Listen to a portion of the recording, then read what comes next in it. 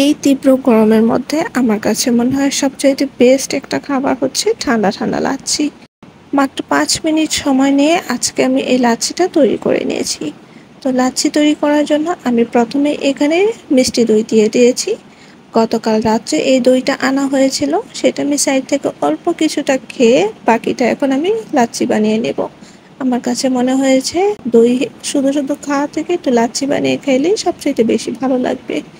তো এরপর এখানে আমি কিছু কেটে রাখা কলা দিয়ে দিয়েছি। তারপর এখানে আমি স্বাদ মতন চিনি দিয়ে দিয়েছি। যেহেতু মিষ্টি দই আর কলার মধ্যে দুটোটাতে অনেকটা মিষ্টি থাকে, তাই চিনিটা একটু আন্দাজ করে দিতে হবে। আর এখানে আমি প্রায় হাফ কাপের মতন 7 আপ অ্যাড করে দিয়েছি।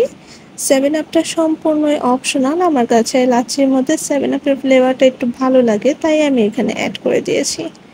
সব কিছু আমার দেওয়া হয়ে গেলে এখন আমি সব কিছু একটু মিক্স করে নেব। ব্লেন্ডারের জারের মধ্যে আমি এখানে ২-৩ বার একটু ঘুরিয়ে নিয়েছি। এরই মধ্যে তৈরি হয়ে গিয়েছে আমার এই অসম্ভব মজাদার লাচ্ছিটা।